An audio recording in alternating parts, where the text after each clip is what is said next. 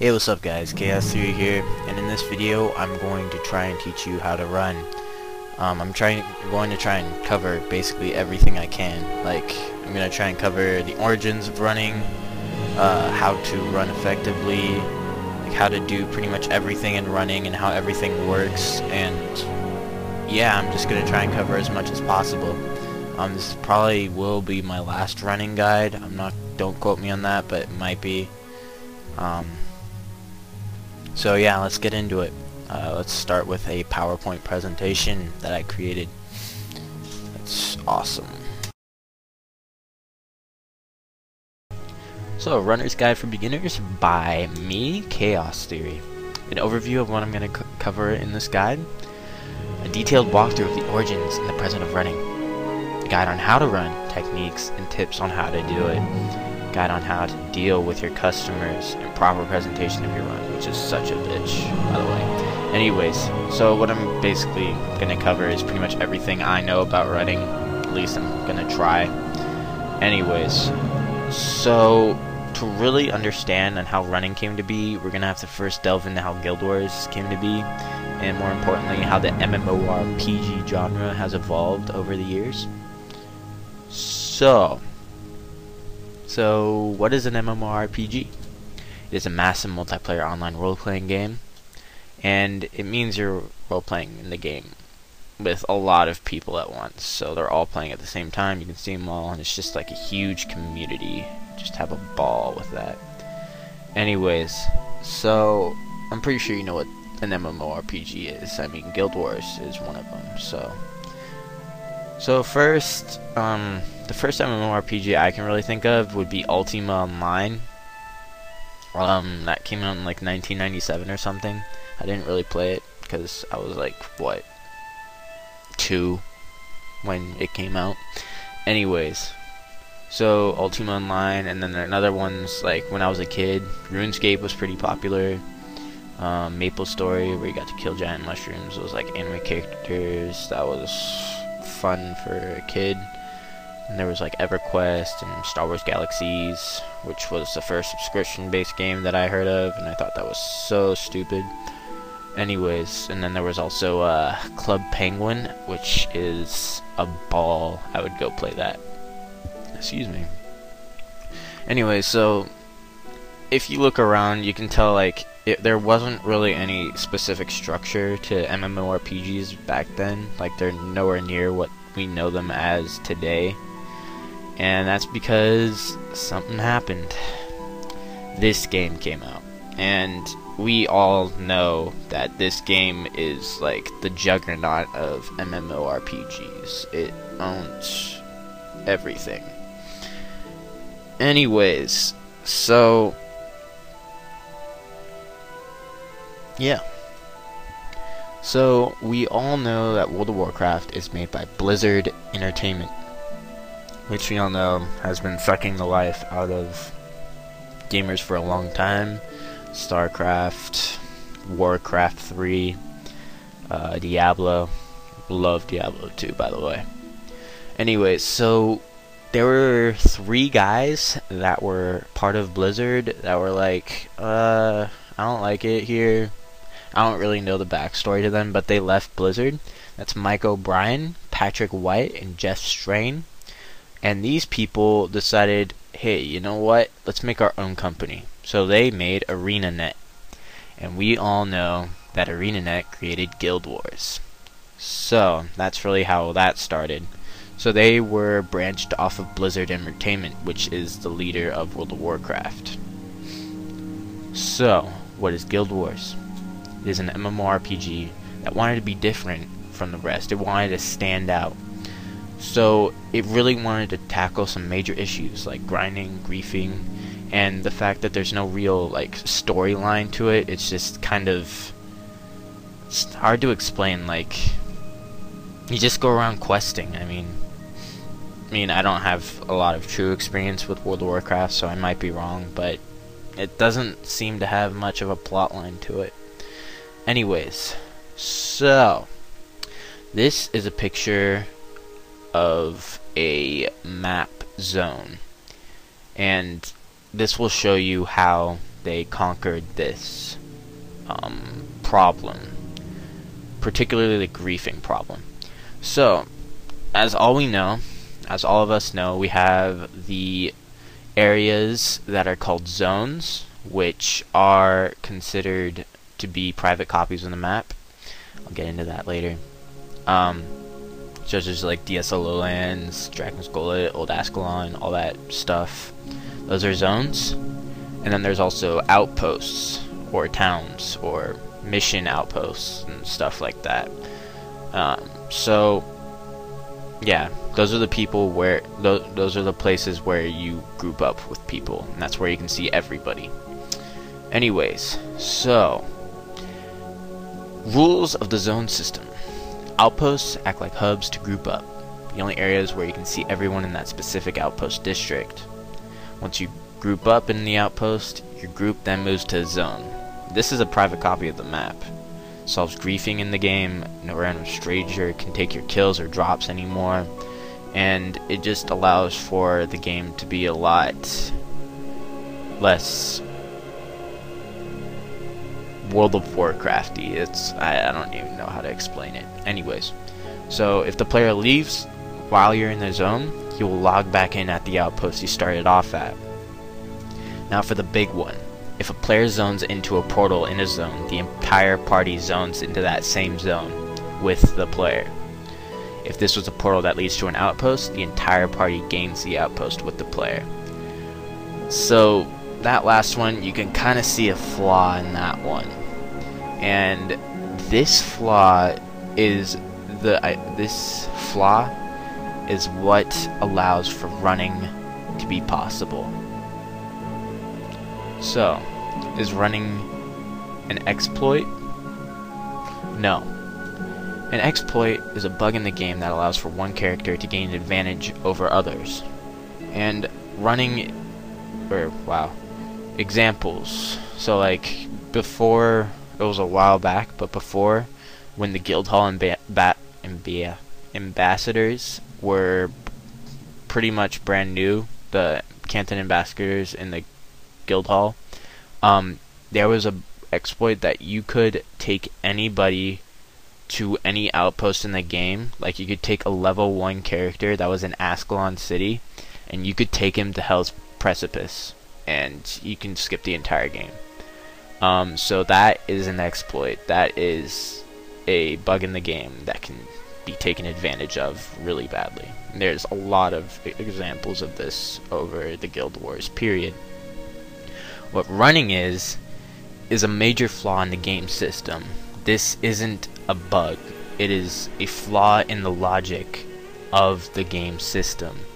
Because of that, it is unfixable, and there's nothing they can do about it. ArenaNet kind of frowned upon the act of running, but there's never been any bans, to my knowledge, due to running. And now they've kind of given up, and now it's considered a service by them. At least like on Guild Wars Guru, and on the fact if you like complain about somebody scamming you or something on the support forums, they consider it a service. So, how do you run? The simplest way to put it, you take your character and take it from one portal to another portal, and you're moving towards a destination or an outpost. So like Ascalon City to Lion's Arch, you're at Ascalon City and your destination is Lion's Arch, and you just go through the zones to get there. But there are a lot of other factors that make it a bit more difficult. That's a really simple way to put it, such as enemies, speed, terrain, and just walking everywhere is really, really boring. Like, I'm not gonna lie. So this is where builds come into play. So this is a breakdown of a typical running build that's used in the meta of Guild Wars. Because Guild Wars is so late, I don't think this meta is going to change anytime soon. So let's just get into it. So most running builds are either a primary or secondary assassin. So you're going to have /A or-- That's because of shadow steps and other stuff that they have. So let's get down on a breakdown of the build. So first of all, you have your running skills, speed boosts. You have other skills like natural stride, dash, and soldier's charge. I don't even know what that skill is. I forget what it is. It's a tactic skill. Sorry, I don't really run warriors. So you have your speed boosts, and then the next skill is going to be your feeder skill. These are only used in dervishes and warriors. The assassin doesn't use a feeder skill. So normally the skill that dervishes use is zealous renewal, but you don't have to use that as your feeder skill. So let's just say the zone is condition heavy, you can bring conviction to stand against the conditions, or you can use fleeting stability to help with the knockdown that's seen in a lot of areas. And then there's also stuff like pious renewal that I've seen used a couple times. It's kind of fun to use pious renewal if you don't need your elite skill, but normally it really isn't used. And to get into the warrior section, I am the strongest, which is a shout that never runs out until you attack somebody. That is considered a feeder skill as well for soldier's stance, or whatever that skill is called. Sorry if I don't know. Sorry, my bad. Anyway, so there's also dwarven stability, which is a very key part to a running build. It's not used in the warrior running build. Well, you can use it, but it's not necessary. And it allows for stances to last longer, which is a big thing for speed boosts. And there's really no substitute for dwarven stability. At least I don't think so. So that's dwarven stability. Then you have your spell protection, which is usually an elite skill. Another one that's used is Vow of Silence, and if you're a monk, Spellbreaker. I didn't put that one in this, but nobody really uses Spellbreaker. Anyways, so you can also use stuff like Wastrel's Collapse as your elite skill. I know it's not spell protection, but if you don't need spell protection for that specific zone, just bring in Wastrel's Collapse to have another shadow step. And then you have your anti-knockdown, which can also be substituted with Ebon Escape if there's no need for an anti-knockdown. Also know that your anti-knockdown, which is I am unstoppable, also acts as an anti-cripple. So for an example, in the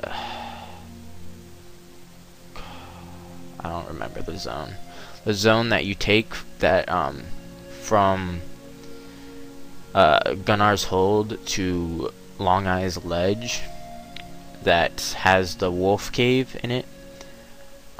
They all have hamstring, so you need to have I am unstoppable in order to counteract the cripple to get through the cave, and it is a great time saver. Anyways, if you don't need that, bring out Escape as an ally step, and you have your shadow steps. And you don't really want to change those up. You always want to have shadow steps because they're shadow steps, and they're probably one of the biggest parts of a running build. Like, it might not seem that, but it is. And then you also have like your other skills that are kind of just optional skills. You have your permaform. You use that with shadow form, and it will stay on permanently. But you just gotta know that that takes a lot of energy, and you should only use it when necessary. And the only zone where it's really necessary to use is Ice Dome and the Southern Shiver Peaks. So you don't really need to worry about that. And as far as tanking skills go, you can use these as kind of like training wheels, I guess. You can use these if you need like a panic button type deal. Like if you're taking a lot of damage, you just use it, and then you can get out of the situation you are. But eventually you want to learn not to use these, because once you take out your dependence on these tank skills, you will be a lot faster. Just take my word on that. Anyways, so I'm going to keep the build links in the description below. So let's have a demonstration of running technique. Okay, so right when you zone, you really want to do the same thing every single time. I'm going to base this on a dirt because they are the most popular and the fastest runner, so might as well do them. So if your skills are aligned the same way I am, which brings another note, I've modified it to have Ebon Escape and Wastrel's Collapse because there's no real spells that need protection and knockdown in this zone. So the first thing you want to do is hit Dwarven Stability, Zealous Renewal, and then Pious Haste in that order, which would look a bit like that. And then you'd go. Normal runners usually do that a lot faster though. So let me just give an example of how I usually do it. Something a little bit like that. I mean, that wasn't that well, but anyways, so let's get into mobs. So let's just give an example on these guys. So this is a really nice stretch full of Minotaurs, which are melee class people. So let's get into some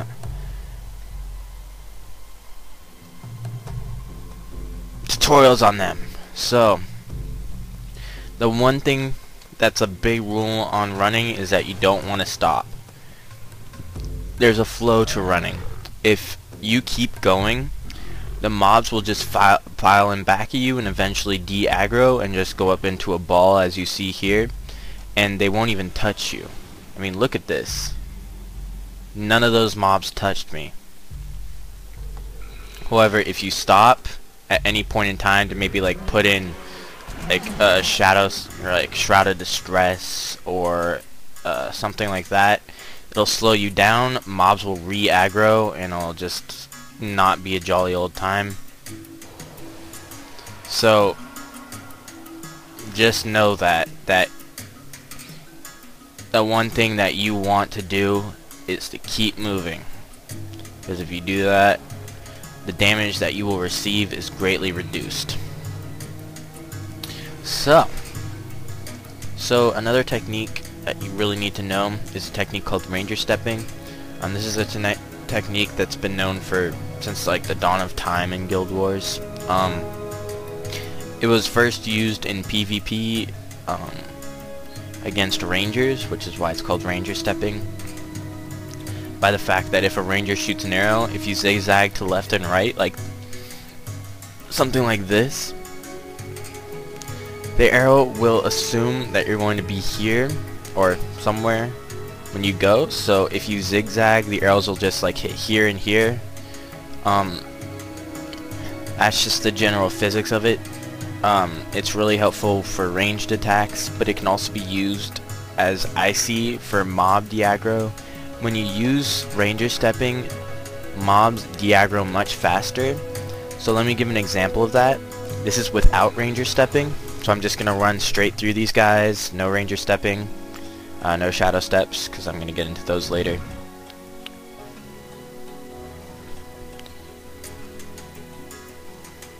And I mean, I got through them fine. I mean, that guy almost laid a hit on me, but I mean, that was fine. I mean, it doesn't really matter. But for some other groups that are lingering on keeping aggro when you really need to lose them, Ranger Stepping can come into a great deal of help. So if you do that, they de-aggro like almost instantly. Like, look at that, and they're pretty much already de-aggroed. So yeah, trust me, if you start using that, if you just start using this, it'll make a big difference. The way to do it the fastest is to hold down one of the left or right keys, so A or D, and then repeatedly tapping the other left or right key, and that'll make it zigzag like really quickly like this. So yeah, that's how you Ranger Step. So, how to get the best times. Say there's a point A and a point B. So what's the fastest way to get from point A to point B? Is it a straight line or some weird ass line that's not straight? It's a straight line. And that's obvious. That's obvious. I hope you got that right. So, yeah. So take that kind of ideal into a zone. So let's just say we want to get to from the portal that's on the bottom, the portal to the left. What's faster? Going all the way around here, or taking the red route to the zone? And just for example, you don't need to get Pike and Square, which is the third portal. It's the red zone. I mean, that's what you want to use. That'll make it so much easier. So, shadow stepping. There's shadow steps and there's teleportation skills. Now, they might seem different, or they might seem like they're the same thing. I mean, they both move you to a target, right? Mechanically, they are completely different. So what's the difference? Shadow stepping differs from teleportation in these important ways. When you use a shadow step, you drop bundles, and with teleportation you don't. So this isn't really needed to know for running, but it's useful to know. And then another thing is that you cannot shadow step to a target unless you could walk to it without leaving compass range, which is a big one for running. So like if you have a closed gate, you can't jump through it. But with a teleportation skill, you can jump anywhere as long as the requirements are met. So when a target is outside radar range, the caster will shadow step into the closest obstruction in the target's direction instead of to the actual location. So that's when you know that it's failed. You fail. Also, shadow steps can be used to escape a body block. So if for some reason you get surrounded by cave trolls or something, you can use like Heart of Shadow or Death's Charge or something like that to get yourself out of the body block in order to keep going. And that's a really big deal as well. So, let's have a demonstration of shadow stepping. So, shadow stepping. Everybody knows what shadow stepping is. It's when you use a skill and it makes you go to a foe. When ANET put the shadow steps into the game, they just expected them to be a skill in which assassin can just jump into the battle and just start attacking a foe with surprise, so it was just meant to go in. Now, we use it much differently in running because we realize that shadow steps have a lot of potential. So we all know that if a enemy or an ally or whatever is in aggro bubble range, you just can use I think it's like earshot or something. Anyways, you use a shadow step skill and you will jump to them instantly. So yeah, that's all fine and dandy, but I just want to show you something that might blow your mind. So I'm gonna give myself a challenge. I want to get from this spot to the obelisk flag stand over there as quickly as possible. So if I told you that and you really didn't know how to use your shadow steps correctly, you'd probably do this. You would just go down, maybe use a shadow step here, be hard to shadow off of him like that, maybe, you know, have an escape off of this guy. I mean, to be honest, that's not bad, but come on, you can do better than that. Let me show you what I would have done instantly.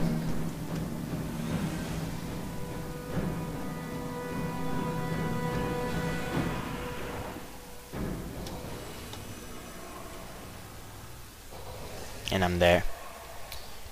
Much faster. It might not be as easy, but it's just goes with the purpose that I showed you before. that a straight line is faster than a curve, and consider going all the way around a curve and just doing that a straight line. Much easier, much faster, and it's just overall much better. So you need to try and see and find ways to utilize this as much as possible. So let's just say this: target the master of items and then Heart of Shadow off of him to get up here. Have an escape to him, practice target, death charge to him, and I'm up here. I mean, once you get into that mindset of running, you will just dominate everything. Things will be a lot simpler, a lot easier for you, and it'll just be generally more fun. And this is one of the things that separates a good runner. I don't like to use the word pro runner, but I guess you could use the word pro runner, but a good runner from a mediocre runner. So keep that in mind. So another technique that's used a lot in running, is also considered an advanced technique. It's called quick-stepping, or also double-stepping, depending on what you want to call it. Basically what it means is that you step to 2 targets in very rapid succession. It doesn't really matter what the targets are, but it just means shadow stepping to 2 different targets in rapid succession. So if you want to see a really good example of that, look at my Sunspray Sanctuary to Kodash Bazaar video, which I posted like a couple of videos down. Just look on my channel, it'll be on there. Anyways, on the section between T-Hark Orchard and Kodash Bazaar, the quick stepping technique is used and abused in that section. And it makes me go a lot faster. So look at that video and it'll give a really good example for that. Anyway, so how do you do it?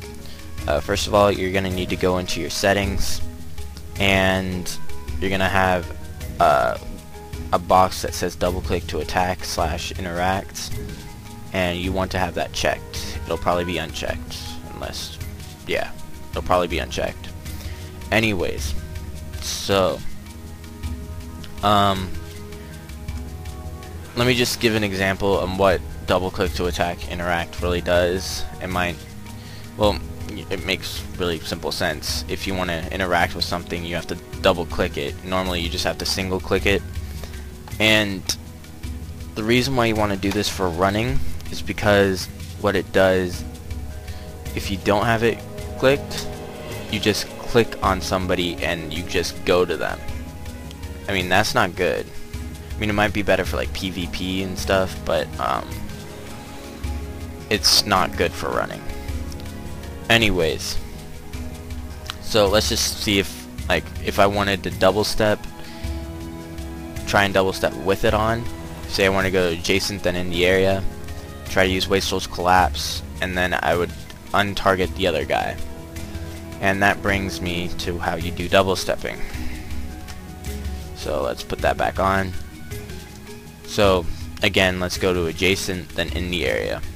So we want to do, click on adjacent, put your first shadow step, which will be Wastrel's Collapse. Click on the other guy, and then wait until you shadow step once, and then shadow step again. You can usually do that a lot faster, but it didn't really work out that time. So, what about using teleportation in running? Because most of the teleportation skills are in the Necromancer chain, they're not efficient for normal, just casual running, because you want to have the Assassin chain, because there's a lot more running skills, or a lot more shadow steps and teleportation in the Assassin chain, and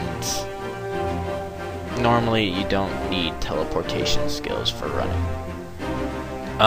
But teleportation skills do allow for some interesting possibilities. This is called death stepping. So let's give a demonstration of that. Okay, I just got bombarded by PMs, but I'm back, and I'm going to show you how to death step. for what it is. So this is also a good example on what teleportation and shadow stepping is, what the difference is. So let's just say I want to get out of here. I want to get out of this cage, man. And the gate's closed. I have nowhere to go. I mean, I can't get out of this spot without teleporting out of here. So how do I do this? Let's try shadow stepping.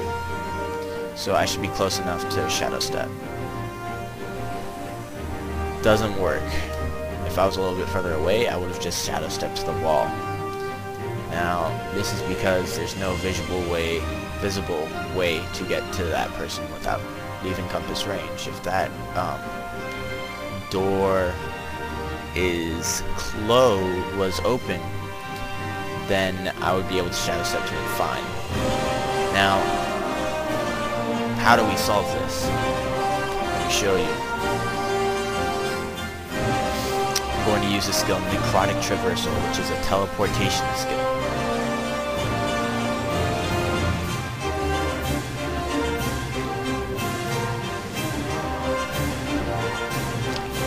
Okay, now let's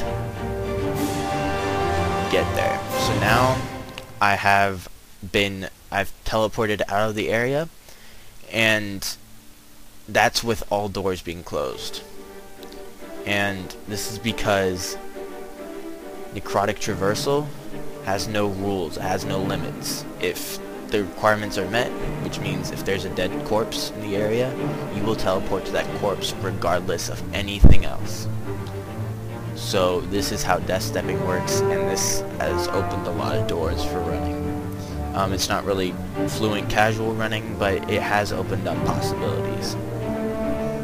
So that's what death stepping is, and yeah. If you want to look at an example of death stepping, look at Chicks is God's channel.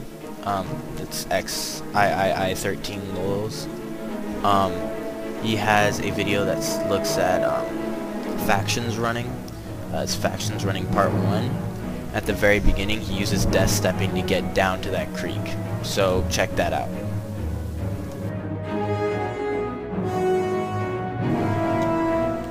So, Sulfur.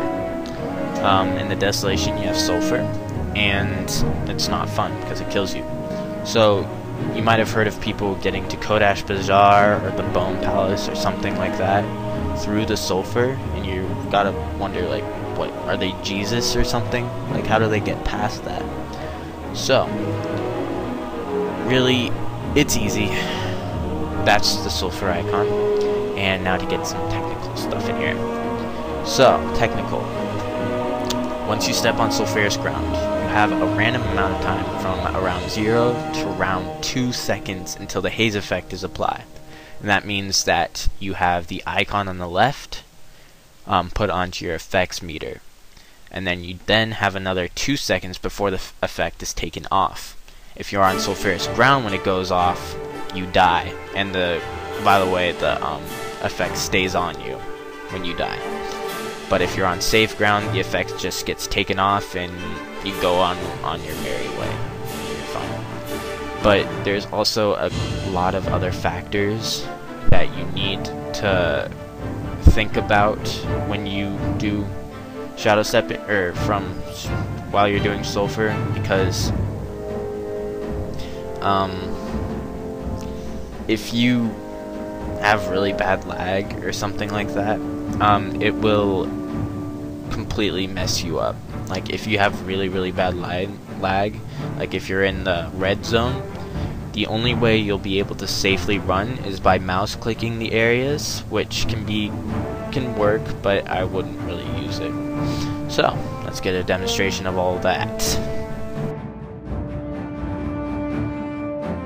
Okay, so time to talk about this stuff. So, if you don't know, this stuff is Sulfur. If you stand at it for too long, it kills you. So, in my PowerPoint, I told you exact specifics on how the Sulfur works. So, let me just show you that in retrospect. So, 2, 1, 2, and I'm dead.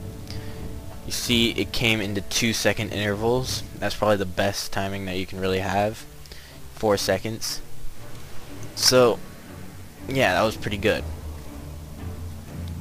So you can see that it comes in at intervals of usually around 2 seconds. The first time you step on Sulfur, if it hasn't been a while, it can be a random time, which can kind of throw you off at times, but it's in general the same general idea.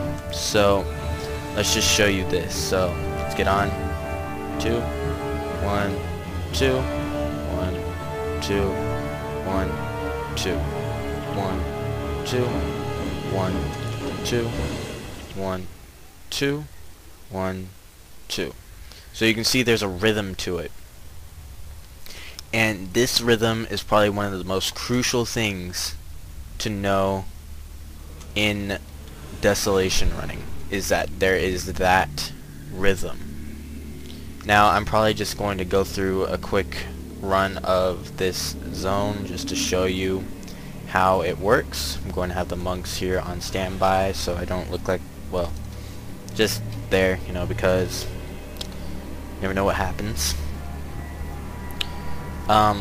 So as you can probably tell, that might seem very systematic, but the Sulfur can be very unpredictable at times, especially with bad lag. Like right now I'm at like 250, which is still pretty good, so I should be fine. 2, 1, 2, 1, 2, 1, 2, 1, 2, 1, 2, 1, 2, no. And now I'm on safe ground. Go over here. 1, 2, 1, 2. I mean, are you seeing the rhythm here? This rhythm is probably one of the most crucial things to Desolation running. It's just feeling the rhythm and keeping track of when it's on and when it's off of you. So once you get master that, Desolation running becomes a lot easier. However, once you get into Desolation running a little bit more, you're gonna realize there's more to it. They might put stuff into it in combinations, such as they might have like a little stretch like this, but there's enemies here that have both knockdown and very bad spell skills that can really ruin your day. So you really need to take that into consideration, such as these guys. They don't really pose a threat, but you never know what can happen. So yeah, start to feel the rhythm. And if you're able to get the most amount of time, which means like right when the Sulfur gets off, you go, you will be able to get the most amount of stretch, which, my bad for hitting the mic there. I remember it to be around 4.15 seconds. I don't remember the exact specifics, but yeah.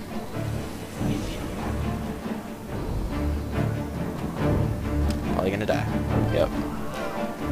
So yeah, that's how Sulfur really works in Desolation. It's all pretty much the same except for the alkali pan. If you want to get more information on the Desolation running, please see my Desolation running video, which is on my channel. So yeah. So now that you know all that, let's get into the customer, which is the funnest part. So the customers, let's just give a rundown of the customers. They can either be your best friend or your worst enemy. So let's get some types in here, rated from best to worst, by the way. First one, you have the veteran. These guys are really your saving grace. They're extremely nice. They pay when you ask, and they're really likely to give you tips. Because of the age of this game, these guys are always growing in number, so that's always a saving grace, which I love. There's also the rich kid. These guys are the people that have like a lot of money, like at least like 500 ectos and a shitload of arm braces and all that stuff. They tip a lot in running when they do tip. That's not meaning that they're the most likely to give you tips, but they always tip the highest. So, they are cocky and lord over you with your money, or with their money. And to kind of give an analogy, I know this is pretty bad, but they think of you as a bitch, and they're the pimp. So, yeah, the average customer, these guys pay when you ask. They don't cause any problems. They're just there for the run. These guys are generally what you see in the world. These guys are normal. These guys are, like, they're not bad, but they're not, like, particularly good. They're people that you want to have in your run. I mean, they're better than everything below them. A lot better. So, then you have the noob. These guys mean well. They don't really understand how the game works because of it. They are like a toddler in your eyes, and they can be really annoying to work with. I mean, you know what a noob is. You need to nudge them in the right direction, but they will pay the price one way or another. It just takes a little bit of a nudge, like I said. There's also the survivor. Because of the change in the title, on how you get the title, these guys are significantly decreased, but they're still there. These guys are the ones that immediately zone if they're in danger, like of dying, and can get into a bitch fit and leave the group and complain, do all that stuff if they get into danger like more than like 3 times or something. But if you do complete the run, they tip well, pretty well usually, so they can be worth the annoyance. Excuse me. And then there's the next one, which is the troll. These guys will seem as your friend when you're in the outpost, but once you zone into the zone, they will unleash hell. They will insult your customers. They might try and run and mess up the spawns. They might do a bunch of stuff just to mess up your run because, I don't know, they're bored or something. And so you don't want to have those because they will insult your customers and try and make them leave and do all that stuff, and that's not good. So if someone's acting really strangely kind to you, suspect them. I wouldn't kick them out immediately, but I would suspect it and make sure that your group is ready for it. Anyways, the last one and the worst one is one that everybody hates, and that's the scammer. These guys are considered really the bane of runners. They will try to act legit, showing the money. And then once you get to the destination, they will either leave or pretend that they're AFK or away from keyboard. And they will try not to pay you. And they'll scam you out of your money. So that's not fun. So what you do if you get one of these is you just add them to your friends list, and the next time they're on, PM them about it. Maybe PM them if they're offline to see if they ignored you or something. That pretty much guarantees that they're a scammer. But to be honest, maybe they just had something going on, and they just, like, they'll be really sorry about it and they'll give you the money and everything. So just make sure that they are trying to scam you, and not just because they had something they had to do really urgently or something like that. So to be honest, everybody deals with them, everybody hates them, so suck it up. Don't really bitch about these guys because everybody deals with them. So, some tips on how to deal with these guys: always be professional and always be friendly. So, we've all seen the runner that's like been like really 13ish, 12ish, that's like bitching about everything and saying that they're better than everybody and all that stuff. I mean, you see it like everywhere. These guys considered to be annoying. Like, to be honest, none of the people that I usually hang out with are this way, so don't take it personally. Anyways, so always be professional, be nice to the people, make sure, like, understand if they don't have enough money, try to work them out with it. Don't push them down just because they don't have the money or they're new to the game or something like that. You don't want to give them a bad experience. And the reason why you want to do this is because, number one, well, don't do that. Number one, if you be nice to them and you're really good and everything, they will want to take you over and over again, and they'll love you for it. And because of that, they will recommend people to you, and you'll make a reputation for yourself, and you will be loved by everybody, and you'll want to get run by everybody, and then you can change the prices, and you can get like a shitload of money. So that's really how you do it. Be professional, be friendly, be chill. Don't like get like really freaked out if you die a couple times. Just like chill and just say, "Oh, my bad, guys." And if you're really getting really bad, don't make any excuses like lag or anything. Just tell them like, "I'm sorry, I can't do this." Refund them, whatever the problem would be. So yeah, just be professional and be friendly. That's all I can say. So this is pretty much the end of the guide. So if you got any questions, PM me Chaos Running, Chaos Theory, or you can PM a lot of my friends, like God of Fissures, Adriel Goes Derv. You got Posse Dervish, Miss Dervish, Chicks is God, and many others. Pretty much anybody in the top Beacons Perch, which hangs out a lot in Beacons Perch. I mean, what do you figure? They are all very pro runners, and they love to, well, most of them love to help people. So just see if you can help these people. Like, if you can ask them if you have any questions about running or anything. So yeah, there's also a Guild Wars Running wiki, Guild Wars Running freehost.org. I will have a link in the description below for this. And yeah, so thanks for watching, and have a nice day.